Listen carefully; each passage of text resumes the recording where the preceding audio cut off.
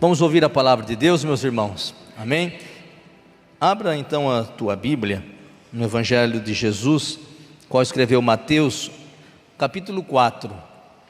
Nós vamos ler do versículo 1 até o versículo 11. Mateus, capítulo 4, do versículo 1 até o versículo 11. Amém?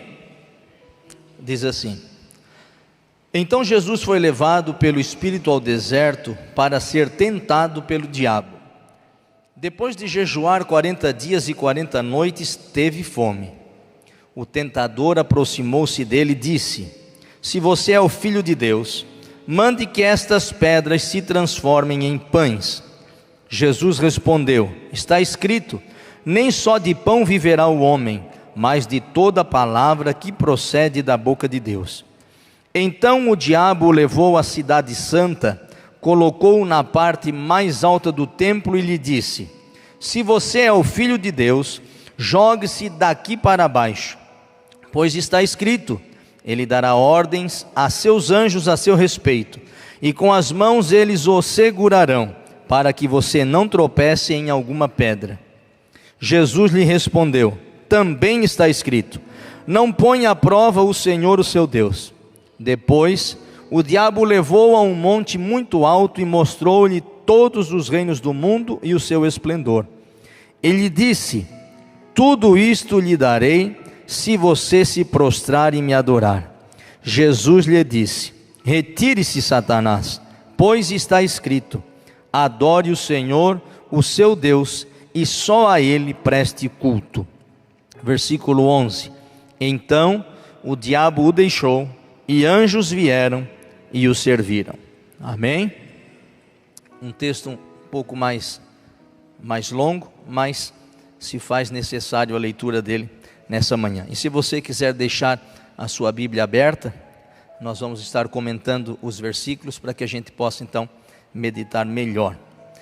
A tentação de Jesus, meus irmãos, é uma das narrações, para mim, mais empolgantes da Bíblia, da palavra de Deus.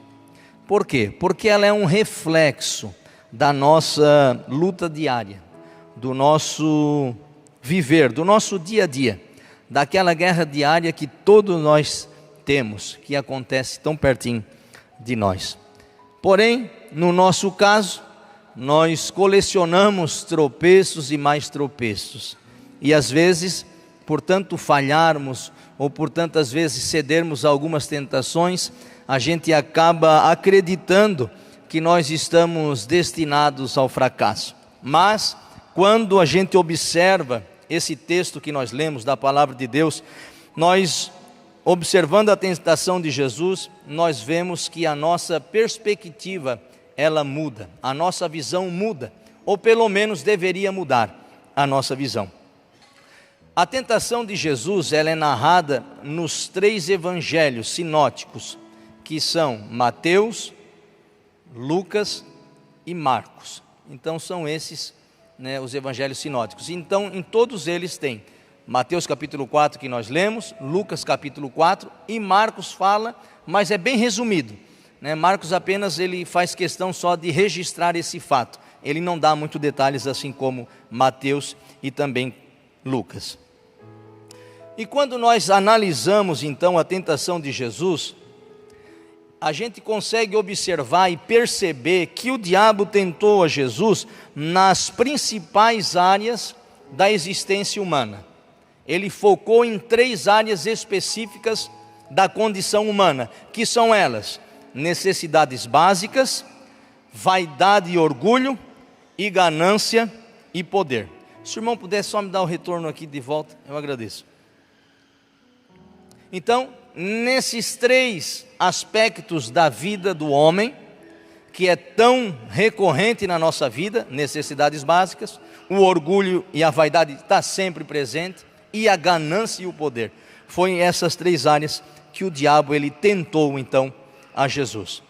Quando nós somos tentados, meus irmãos, dificilmente nós caímos de primeira, na primeira tentativa, Geralmente nós até somos fortes, ou vamos lutando, ou vamos combatendo a tentação. Mas se não estivermos alicerçados em Deus, se não estivermos com a nossa vida em Cristo e nas Escrituras, nós vamos perceber que aos poucos nós vamos dando lugar às tentações e aquilo que o diabo está oferecendo, e às vezes acabamos até cedendo. Jesus, ao contrário de nós, ele não tinha a opção de falhar, porque se Jesus falhasse na tentação, nós não conseguiríamos vencer também. Jesus, quando foi tentado, ele estava na condição humana, e Jesus, ele sabia que ele tinha que vencer as tentações na sua humanidade.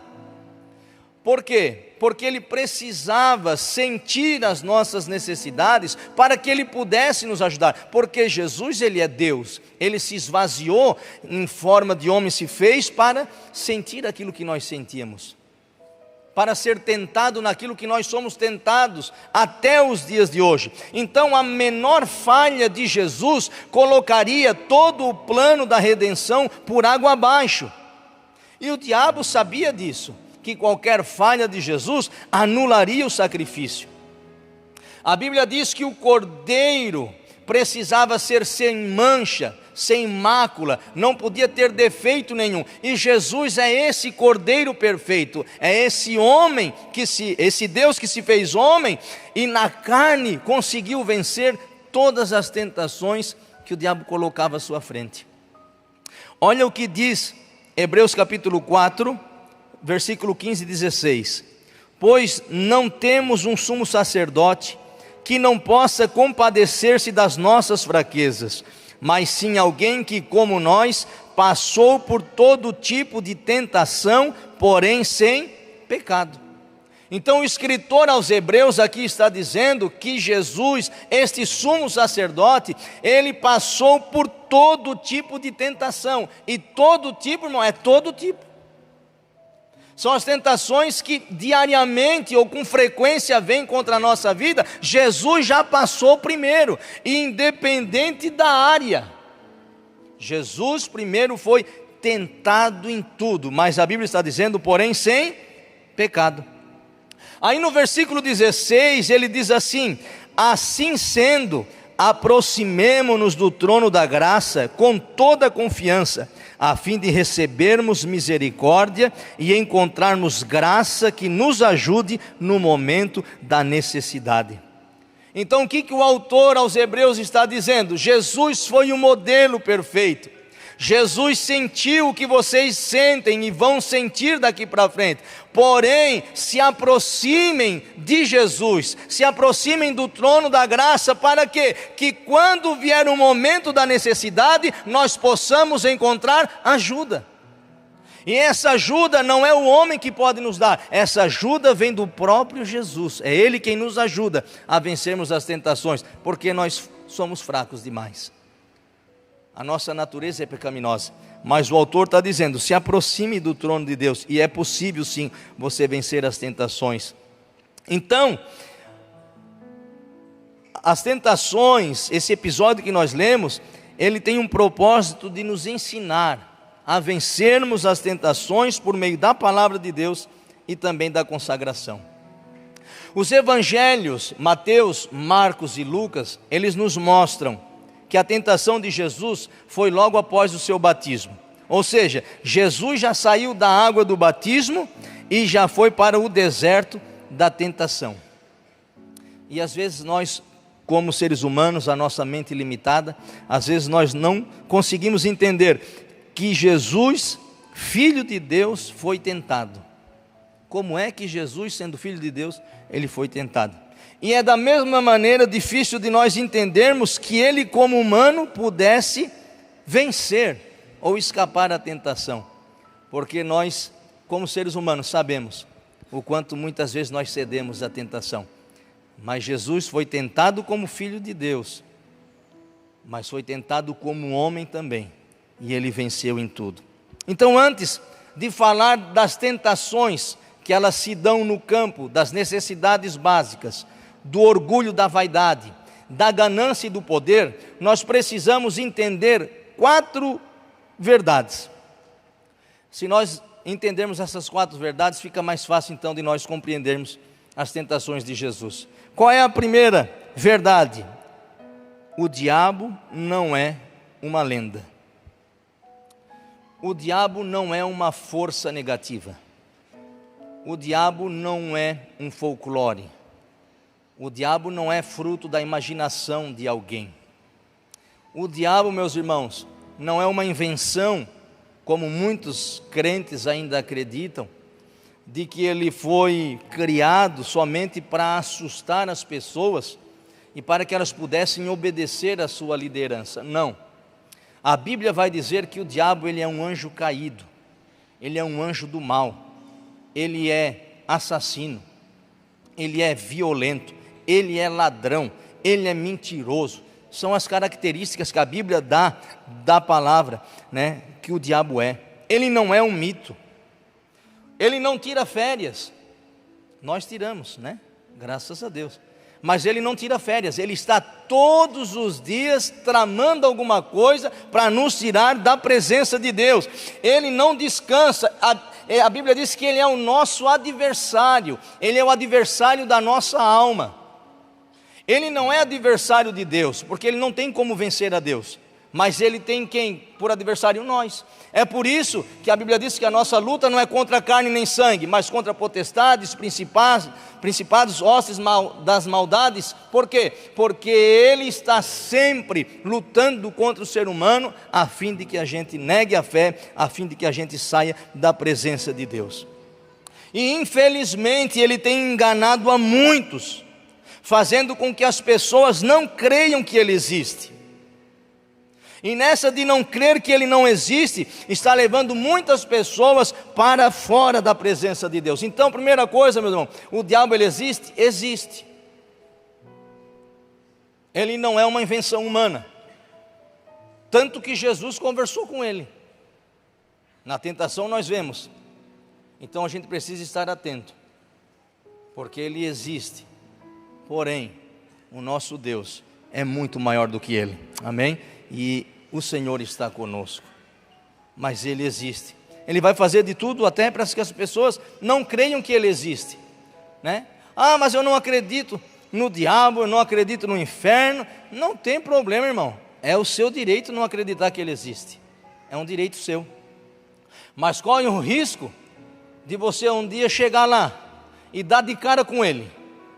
Aí você vai chegar lá no inferno, vai encontrar ele e vai dizer: ixi, eu nem acreditava que tu existia.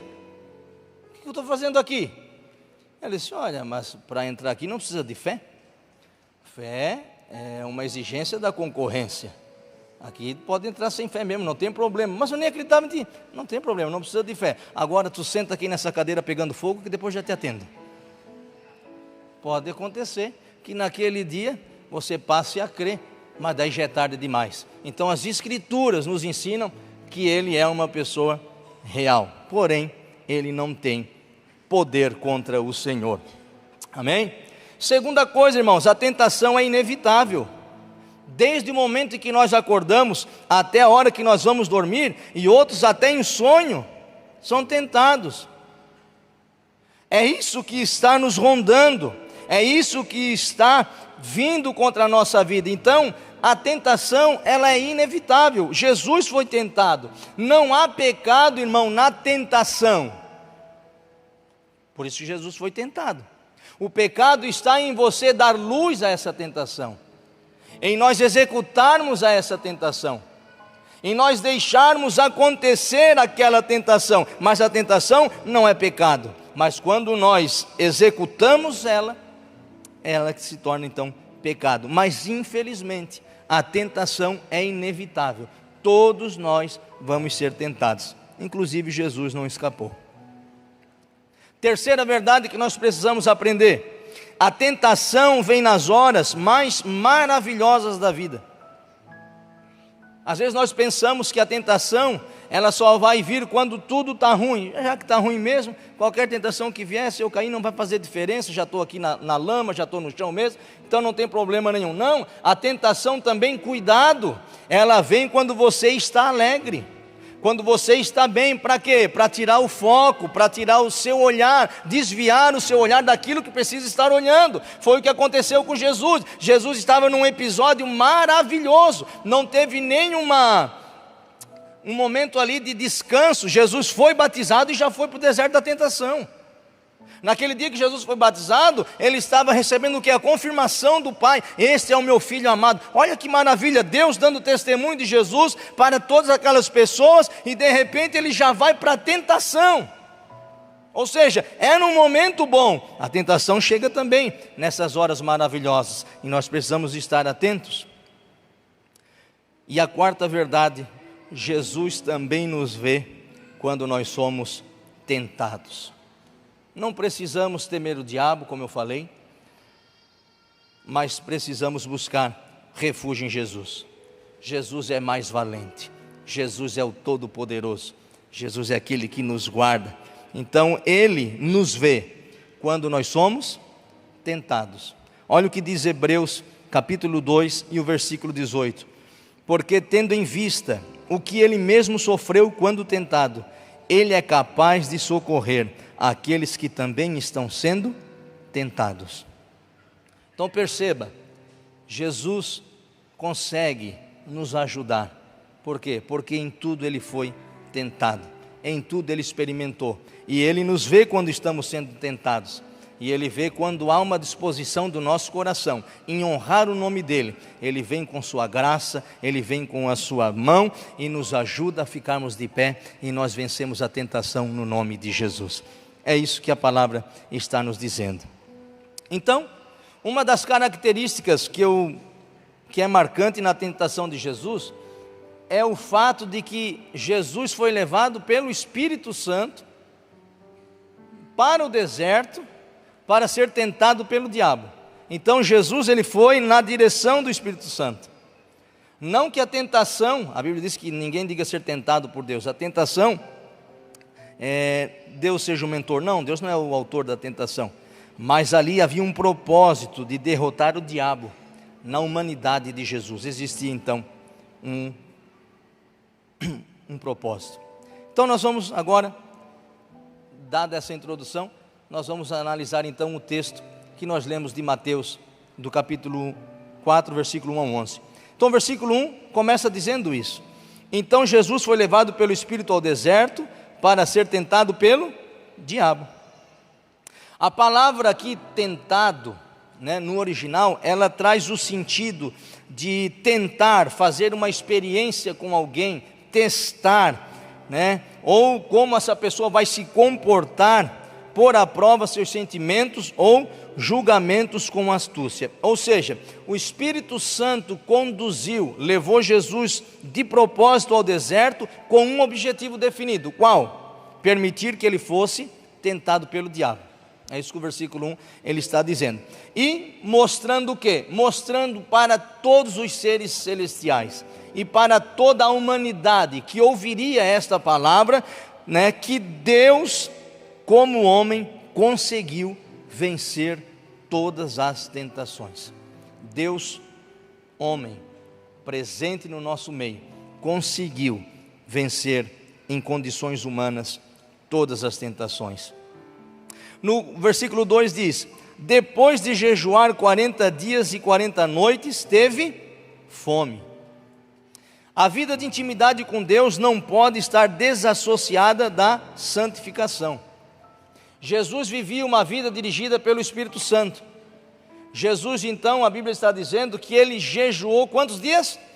40 dias e 40 noites. Ele estava o quê?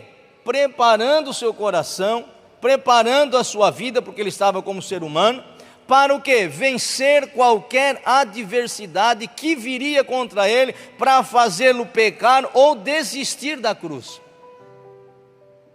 Porque o diabo sabia que se Jesus desistisse, nós estaríamos perdidos. Então Jesus procurou ter uma vida em obediência ao Pai, em obediência a Deus, em obediência ao Espírito Santo. E para isso ele fazia o quê? Ele jejuava.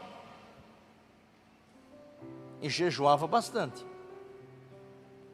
Qual foi a última vez que nós jejuamos?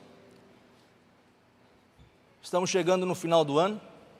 Se nós fazermos uma retrospectiva de janeiro até o dia de hoje, quantas vezes nós jejuamos ao Senhor? Quantas vezes nós dizemos: Senhor, agora eu não vou almoçar, eu não vou jantar, porque eu quero ter um momento contigo, eu quero humilhar a minha carne, eu quero viver na dependência do Teu Espírito Santo. Qual foi a última vez que você fez jejum? Eu não estou dizendo passar fome, irmãos, porque às vezes a gente não come de manhã porque sai atrasado, não come ao meio-dia porque está atrasado, aí chega de noite e Jesus, eu jejuei hoje, recebe o meu jejum. Não estou falando disso, de passar fome. Estou falando de um período que nós dedicamos a Deus para estar com Ele, humilhar a nossa carne e dizer: Senhor, eu dependo de Ti, eu preciso alimentar o meu espírito, eu preciso matar a minha carne, os meus desejos, as minhas tentações. Jesus fez isso no jejum. E o jejum ele é acompanhado do que, irmãos? De oração, leitura da palavra. Você escuta um hino, né? Não é jejuar por jejuar. Não, tem que ter oração, tem que ter leitura bíblica, tem que ter humilhação diante de Deus. Irmãos, para mim, uma das provas de amor maior que tem é renunciar à comida. Para mim, porque tudo acaba em comida, principalmente quando é crente, não é verdade? Se está feliz, come. Se está triste, come. Se está ansioso, come. Se vem para o culto, depois vai e come. Então a gente está sempre, né, se alimentando. É muito bom. Irmãos, e comida é uma prova de amor, porque a comida tira a gente até do sério. Tira a gente até do sério. Experimenta ir num x-salada, né? E você chegou primeiro, daí daqui a pouco chega outras pessoas e a comida dele chega primeiro do que a sua. Você briga por causa da comida. Ô garçom, nós chegamos aqui, meia hora, eles só chegaram agora. Às vezes os caras já fizeram o pedido de casa e foram lá comer, a gente não sabe. Mas chegou primeiro. A gente faz o quê? Às vezes faz até confusão, porque a comida faz isso. Faz a gente. E não ter comida também dá briga, né? Qual foi a última vez que aquilo que te dá prazer, porque comer dá prazer, irmãos, é bom comer. Qual foi a última vez que você disse: Senhor, vou deixar esse bife aqui suculento, maravilhoso, glorioso, feito de Angus, meu Deus, eu vou deixar, Jesus, porque eu te amo e eu quero ter um momento contigo. Qual foi a última vez que você disse: Senhor, eu vou deixar essa salada tão maravilhosa? Não, salada nem é de Deus, não vale. Salada não. Mas qual foi a última vez que você deixou esse bife? Irmãos, e o negócio é tão sério, a comida ela é tão séria, que às vezes, já aconteceu comigo, tá? Provavelmente aconteceu com você também. Se não aconteceu, melhor. Mas às vezes a gente diz: Senhor, eu vou orar, vou tirar um período de oração e eu vou jejuar. Aí o que acontece, irmão? Aí o diabo vem com a tentação. Aí você chega na casa de alguém, tem um churrasco assando na brasa. Aí o que você diz? Senhor, misericórdia de mim, me perdoe, ó, tchá, come o churrasco. E a gente ainda dá a desculpa do quê? Mas eles não podem saber que a gente está jejuando, senão a gente perdeu o jejum. Isso aí é malandragem, né? Mas acontece de às vezes, né? Por quê? Porque a comida ela é prazerosa. Então quando nós deixamos ela de lado, eu acredito que Deus diz: olha, você realmente me ama, porque você está deixando aquilo que traz benefício para o teu corpo, para estar num momento a sós comigo, pedindo a minha graça, pedindo a minha ajuda, pedindo a direção do meu Espírito Santo. Uma vez, o meu primo, nós cantávamos em dupla, né? Eu e o meu primo, e a gente decidiu fazer um jejum de 3 dias. E no primeiro dia o diabo já quis acabar com tudo. A minha tia fez um bolo de chocolate recheado, a coisa assim mais gostosa do mundo, botou lá na cozinha em cima da mesa. O meu primo só olhou para mim e disse: ô Lucas, nunca tem bolo de chocolate aqui, nós não vamos jejuar não, nós vamos entregar o jejum e nós vamos comer esse bolo. Aí deu ruim, irmãos. Por quê? Porque a comida traz esse prazer. E Jesus, ele jejuou 40 dias, sabe para quê? Para que hoje, quando nós fôssemos tentados, passássemos por tribulação, através da presença dele na nossa vida, nós pudéssemos vencer junto com ele. Então, meu irmão, que em 2026 nós possamos jejuar mais.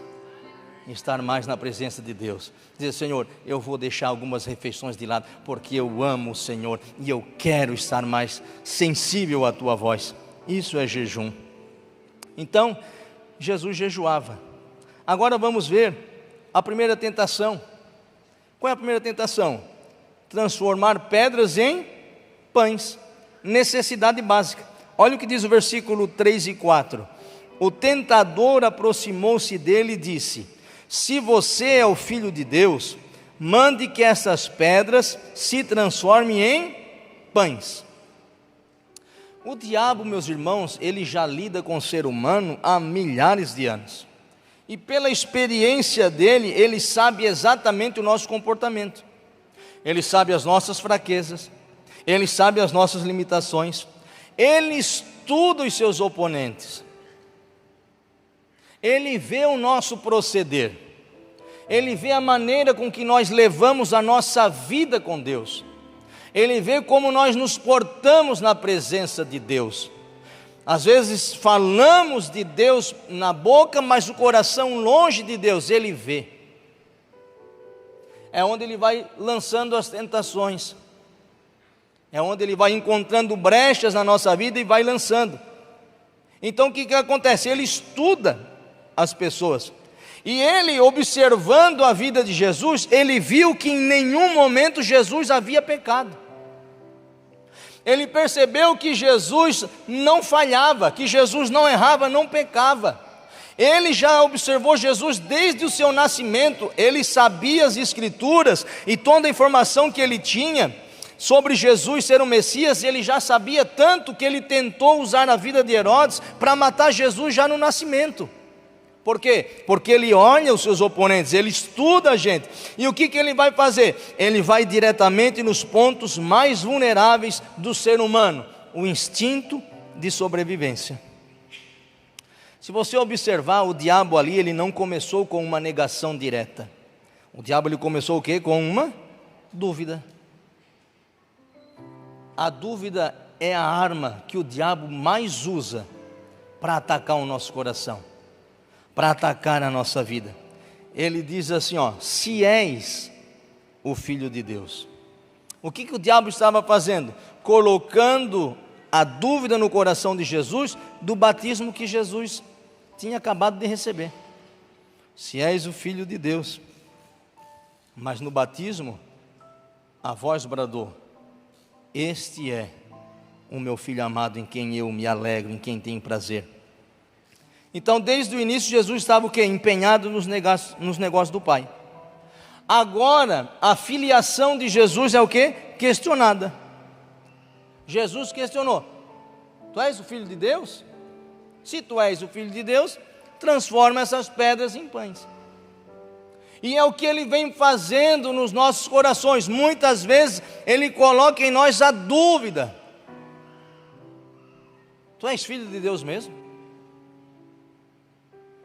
A vida que você está levando é uma vida de filho de Deus? Ele começa a lançar um monte de dúvida, começa a colocar a culpa, e nós vamos ficando presos nessa culpa, e ele vai colocando dúvidas e dúvidas, e se a gente não vigiar, quando a gente percebe, a gente sai fora da presença de Deus, porque ele lançou dúvida na nossa vida e no nosso coração.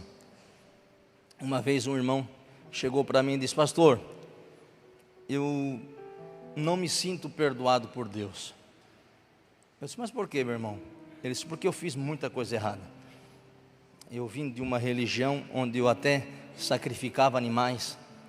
Eu fiz tanta maldade, fiz tanta coisa ruim, e eu não consigo sentir esse perdão no meu coração.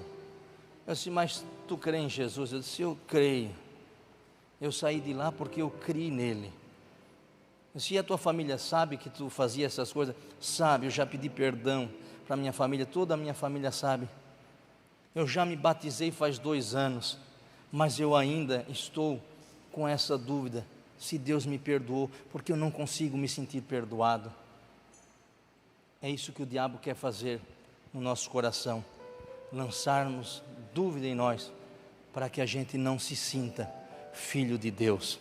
Mas a Bíblia diz que o sangue dele nos tornou todos filhos de Deus, ele nos comprou. Então a nossa vida não pertence mais a nós mesmos, nem ao diabo. A nossa vida está escondida em Cristo e Cristo escondido em Deus. Você e eu somos bem guardados para a glória de Deus.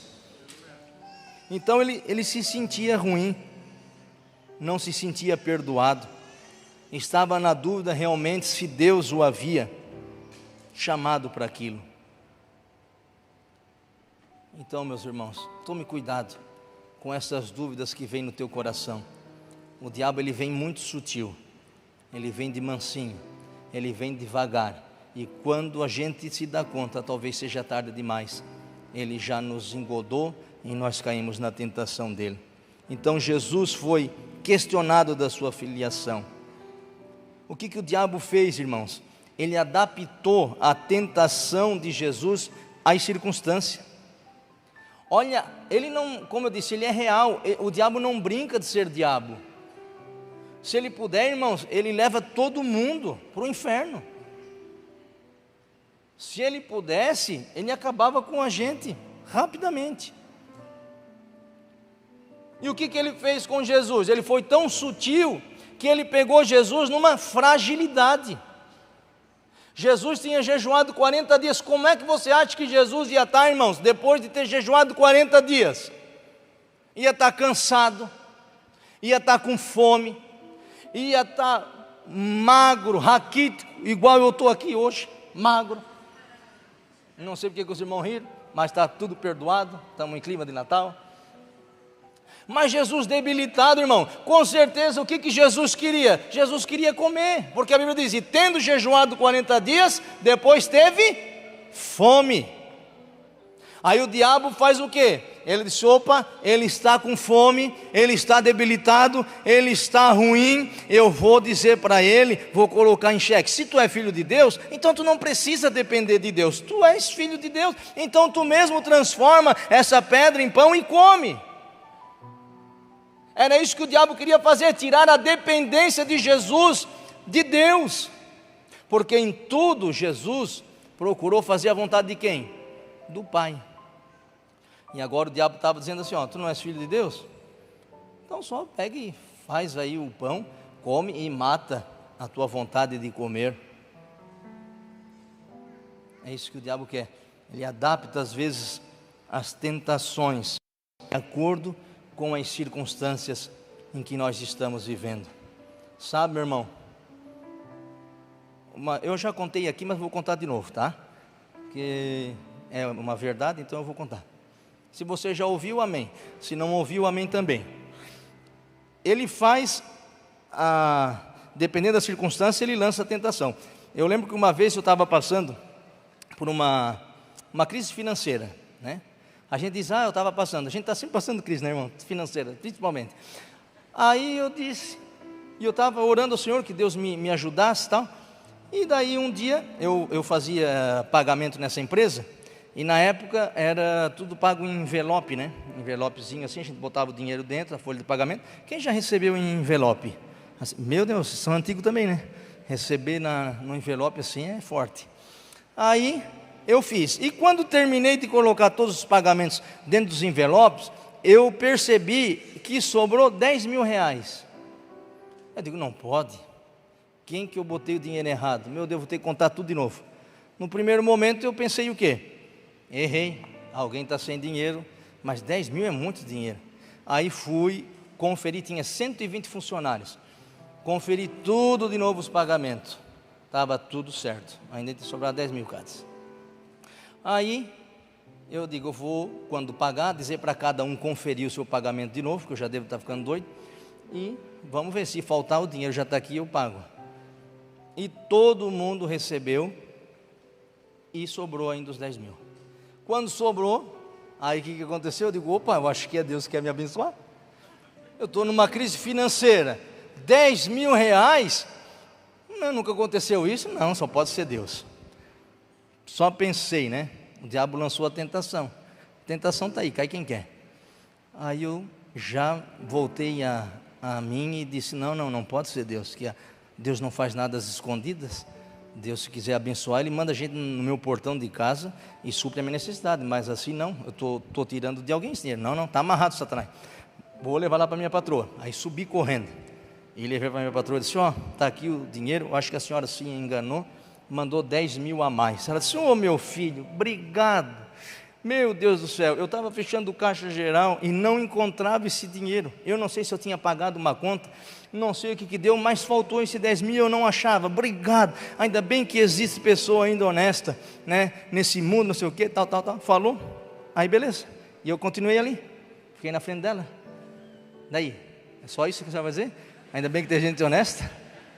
E fiquei ali na frente dela, né? Fiquei uns 5 minutos, e nada dela falar. Se ela não vai falar nada, não vai dar nada mesmo, então vou descer. Aí eu disse para ela: já pensou, né? O mundo está tão difícil mesmo, né? Hoje as pessoas, né? É mais fácil embolsar do que, né, ser honesta, né? Meu Deus. E fui puxando conversa para ver se ela ia dar pelo menos dinheiro do x-salada. Não disse que crente gosta de comer? Pelo menos o x-salada eu queria tirar. Ela ia perder 10 mil. Aí peguei e desci. Cheguei em casa brabo. Cheguei em casa e eu disse para a Tami: Tami, tu não sabe o que aconteceu? Disse: que foi? Aconteceu assim, assim, assim. E tu acredita que eu fiquei lá e ela não me deu nada? Só disse que bom que existe pessoa honesta. E me mandou embora. E fui para o quarto. Nem o dinheiro de salada não deu para nós comer, um negocinho, um agrado.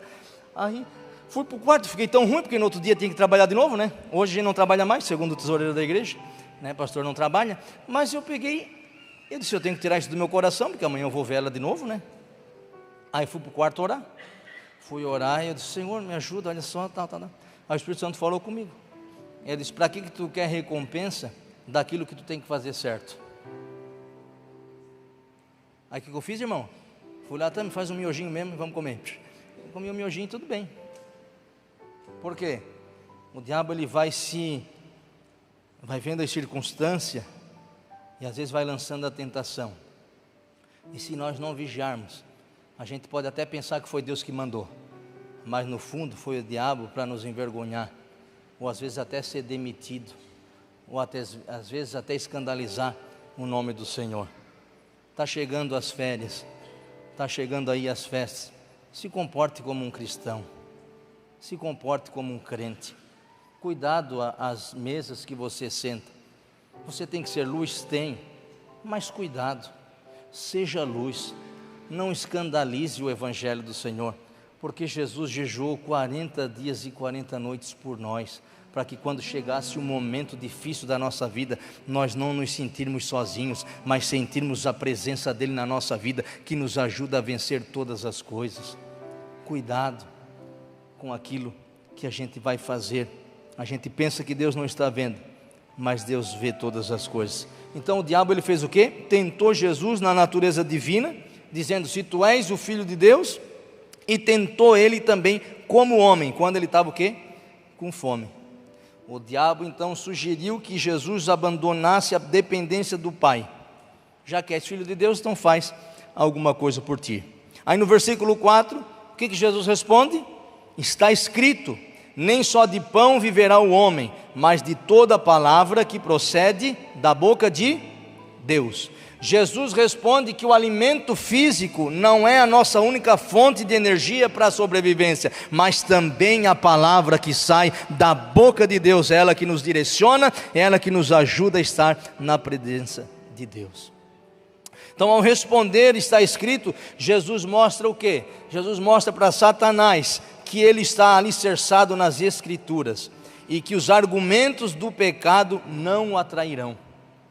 Jesus estava tão em Deus, Jesus estava tão convicto de que ele precisava fazer a vontade do Pai, que as ciladas do diabo, os argumentos do pecado, não atraíram Jesus em nada.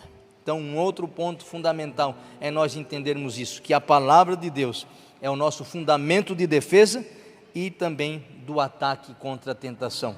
Salmo 119:11 diz: escondi a tua palavra no meu coração. Para quê? Para não pecar contra ti. Então essa foi a primeira tentação, né? Ele disse: se tu é filho de Deus, pode comer, não precisa pedir para o Pai, faz a tua vontade mesmo. Mas Jesus disse: não é só de pão que eu vivo, mas de toda palavra que sai da boca do Pai, sai da boca de Deus. Eu vou esperar aquilo que o Pai quer de mim. Então essa foi a primeira tentação. A segunda tentação fala da vaidade e orgulho. Ele diz assim, jogue-se daqui para baixo. Quando Jesus citou a Bíblia para o diabo, ele vem para quê? Ele vem para o segundo round da tentação. Aí dessa vez, ele já vem como teólogo. O diabo já vem com a Bíblia debaixo do braço. Ele já vem, já que tu está falando da palavra, então eu também vou falar. Olha o que diz o versículo 5 e 6. Então o diabo levou a cidade santa, colocou na parte mais alta do templo e lhe disse: se você é o filho de Deus, jogue-se daqui para baixo, pois está escrito. Olha só, o diabo teólogo agora, estava teologando. Olha só, ele vai citar também um texto da palavra de Deus, para não ficar por baixo.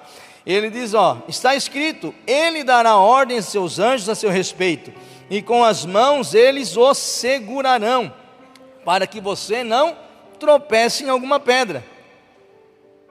O diabo, irmãos, ele tem trabalhado incansavelmente para destruir a alma dos homens.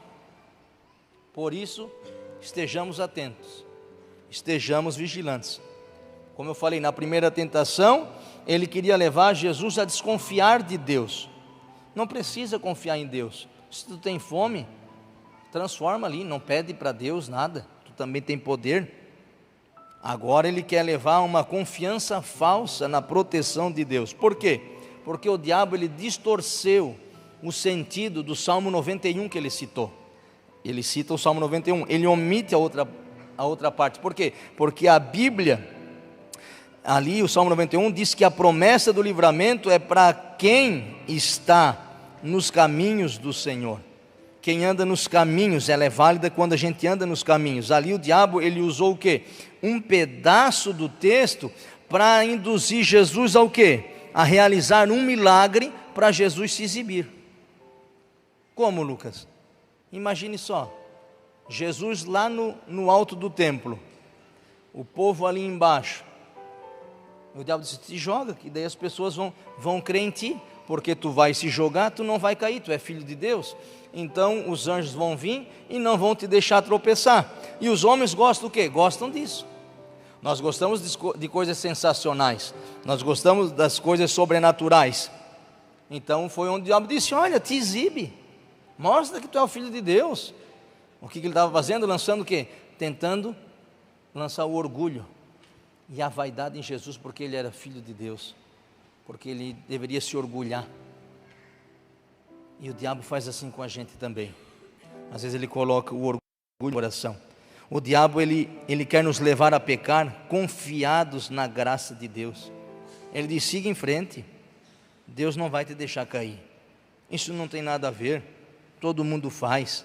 Não seja antiquado, fique tranquilo, Deus perdoa, a graça é suficiente. Perceba, o diabo sempre vai querer colocar o homem no centro. Está com fome?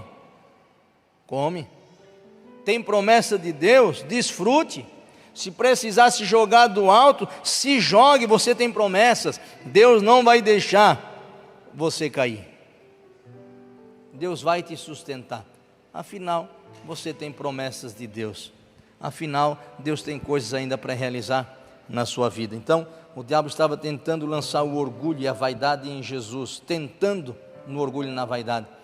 E se tem pessoas que têm vaidade e orgulho, é o ser humano. Nós temos muito disso. Somos muito vaidosos, orgulhosos, e geralmente somos tentados também muito nessa área. Uma vez, eu lembro que eu fui convidado para cantar numa orquestra, e quando eu recebi o convite, fiquei contente, mas eu disse para o maestro, olha, eu gosto de música clássica, escuto bastante música clássica, mas a minha voz não é clássica, eu sou mais do sertanejo, né? Tem gente que não gosta, mas tudo bem, né? Mas a minha voz é mais disso. Ele disse, não, tu é bom, rapaz, tu tem que parar de dizer que tu não sabe, que tu não pode. Não, tu é muito humilde, tu não pode fazer isso aí. E por um momento eu achei que eu sabia cantar mesmo. A gente tem noção de afinação, Mas o diabo tentou o quê? Colocar o orgulho. Glórias a mim, louvado seja eu, né? Só eu sei cantar, é verdade, ó. Vou cantar, eu cantei e deu certo. O diabo vai lançando o quê? O orgulho no nosso coração. E se a gente não vigiar, a gente acha que é alguma coisa. Aí, meus irmãos, fiquei com aquilo ali na cabeça. Ele disse: não, tu não precisa ser tão humilde, tu tem que ter convicção, tu sabe cantar, tu sabe disso, então não sei o que. Foi falando. Aí um dia eu estava num culto, estava dirigindo um culto. Quem sabe o que é dirigir culto? Não é dirigir com volante, não. Na igreja dirigir culto é cuidar da liturgia, né? Isso é dirigir culto. Aí de repente cai uma mulher endemoniada no culto. Aí ela cai e eu digo para os irmãos lá, os obreiros: ó, leva ela lá embaixo no porão, que eu já vou descer lá para nós orar. E levaram ela lá, eu fui. Aí já cheguei lá para expulsar o demônio, fui com os 2 olhos fechados, não vigiei. Ela me pegou pela gravata, quase me enforcou. A sorte tinha outro obreiro do lado e me ajudou a tirar. Então sempre que você for orar por alguém nessa condição, tem que orar e vigiar. Como? Um olho aberto e um olho fechado, orando e vigiando. Aí eu peguei e fui. Quando eu fui expulsar, ela me segurou na mão e disse: eu tenho raiva de ti, porque tu é humilde, mas o dia que tu deixar de ser humilde, eu te pego. Irmão, continue se humilhando, porque o dia que nós deixarmos de ser humilde, Ele já está nos esperando para acabar com a nossa vida. O diabo, ele vai enchendo a nossa bola. Ele sabe que nós somos vaidosos e orgulhosos. Então ele vai dando munição para a gente, e a gente vai achando que é alguma coisa. Só que não é o diabo que abate crente orgulhoso. A Bíblia diz que Deus resiste ao soberbo, é o Senhor quem abate. Então, quando nós acharmos que somos alguma coisa, o diabo ele só tenta, a gente cai, aí o Senhor vem e nos abate. Por quê? Porque Ele nos ama. Ele nos ama tanto que Ele não permite que a gente ande orgulhoso na presença dEle.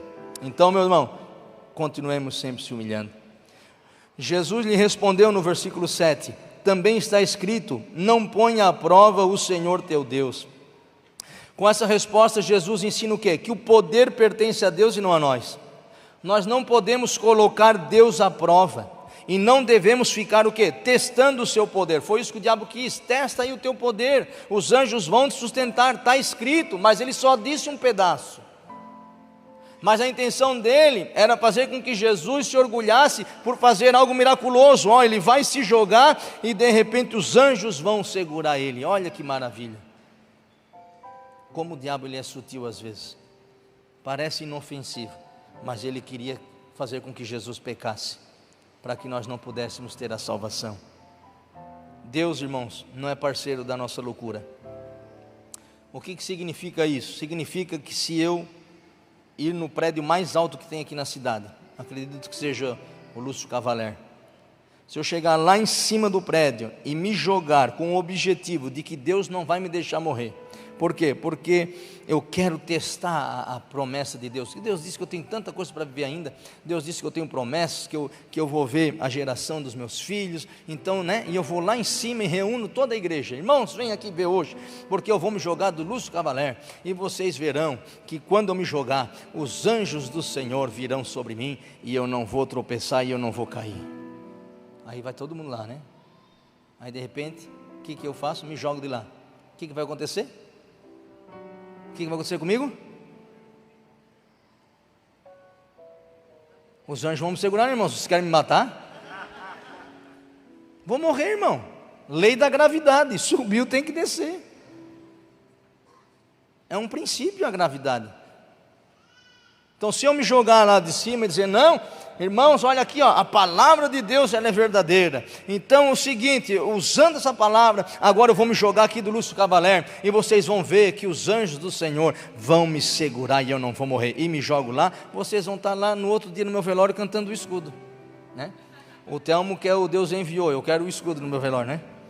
Aí nós vamos estar lá, vocês vão estar lá me celebrando. Por quê? Eu quis colocar o Senhor à prova. Foi isso que o diabo fez, colocar Deus à prova. Por isso que Jesus disse: não tentarás o Senhor teu Deus. As promessas, os milagres que Deus tem para realizar na nossa vida, Ele tem um propósito, irmão. não estamos num circo, isso não é um show. Quando realmente precisarmos da intervenção e seus milagres, Ele estará lá.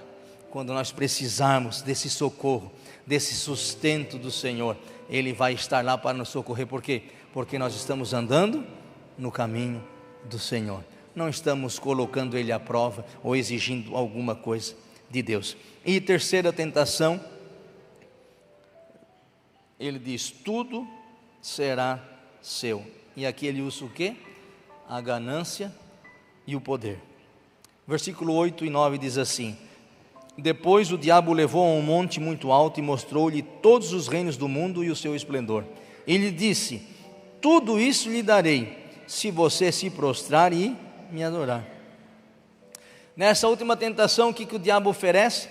Riqueza, influência, poder, em troca do que? De adoração.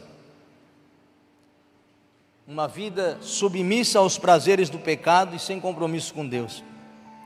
E infelizmente essa proposta funcionou com muitas pessoas, e funciona ainda. As pessoas, pelo poder, pela ganância, pela influência, pela riqueza, trocam a verdadeira adoração a Deus e se tornam deuses de si mesmos e adoram somente a si. É um erro gravíssimo trocarmos a adoração que é do Senhor por riquezas, poder e influência. Por quê? Porque tudo aqui é passageiro. Nós não somos nessa vida, nós estamos aqui de passagem e às vezes nos esquecemos disso. Nós somos forasteiros e peregrinos. A Bíblia diz que a nossa pátria não é desse mundo, a nossa pátria é a Nova Jerusalém, onde um dia nós estaremos com o Senhor. Mas muitas pessoas se perdendo nessa tentação pela ganância, pelo poder, pela influência, mas é tudo passageiro. Jesus disse: não acumulem tesouros na terra, não juntem tesouros aqui, onde a traça e a ferrugem corroem, mas os tesouros têm que ser aquilo que é eterno, aquilo que Deus quer de nós. Então, o diabo, irmãos, ele promete até o que não tem, para fazer você sair do caminho. Ele prometeu os reinos, olha só, o diabo promete os reinos, e dizendo que ele tinha autoridade para fazer isso. O diabo não tem nada, irmãos. Como é que ele ia dar os reinos para Deus, se todos os reinos são do Senhor, tudo é do Senhor? O pastor Telmo sempre disse que o diabo ele é tão derrotado, que ele não tem nada, nem casa ele tem. Por isso que ele recebe as oferendas na esquina, porque nem casa ele tem. Ele mente, ele faz de tudo. E quantos crentes, infelizmente, têm cedido à tentação, fazem qualquer coisa para terem poder, fazem qualquer coisa para se beneficiarem, fazem qualquer coisa para estarem em evidência. Mas qual foi a resposta de Jesus? No versículo 10 ele diz: Jesus lhe disse: retire-se, Satanás, pois está escrito: adore o Senhor, o seu Deus, e só a Ele preste culto. Na parte final da tentação, Jesus dá uma ordem e diz: me deixe em paz. Jesus não flertou com o diabo, Jesus não flertou com a tentação, Jesus não flertou com o pecado, mas nós, na maioria das vezes, gostamos de flertar com a tentação, gostamos de flertar com o pecado. E o diabo, ele tentou Jesus de diversas formas. Quanto mais eu e você, ele não vai investir pesado, porque o que está em jogo é a salvação da nossa alma, é a nossa eternidade com Deus. E no versículo 11, o último versículo diz: então o diabo o deixou, e anjos vieram e o serviram. Depois que o diabo, irmãos, bateu em retirada e ele tem que sair, quem é que chegou? Os anjos de Deus. Para quê? Para servir a Jesus, porque Jesus estava com fome, Jesus estava cansado, Jesus estava fragilizado, mas a Bíblia diz que os anjos vieram e consolaram e serviram a Jesus. E o que isso quer dizer, meus irmãos? Depois da nossa luta, depois da nossa tentação, tem uma vitória de Deus esperando por nós. Depois do vale que nós passarmos, tem os mananciais de Deus para nós. Depois da dor, do sofrimento, Deus tem refrigério para a nossa alma. Depois do choro ainda tem alegria. E depois da fome e do jejum sob a dependência de Deus, existe um banquete servido pelos anjos para saciar a nossa vida e a nossa alma. Aleluia. Se coloque de pé, meus irmãos. Qual é a tentação que está querendo te desviar da presença de Deus? Tem tantas tentações. Eu anotei 7, mas só vou dizer quais são elas. As tentações digitais. Quantas vezes você tem um tempo e era para estar desfrutando na presença de Deus, saindo com a família, servindo alguém, nós vamos para as redes sociais, passamos horas e horas no Instagram, mesmo sabendo que prejudica o sono ou o nosso trabalho. Tem as tentações materiais. Às vezes compramos um móvel, um telemóvel caro, só para não ficar atrás dos outros. Caímos nessa tentação de que a gente tem que ter o que o outro tem, só para não ficar para trás. É uma tentação isso aí. Vença isso no nome de Jesus. Às vezes nós compramos o que não precisa com dinheiro que a gente não tem.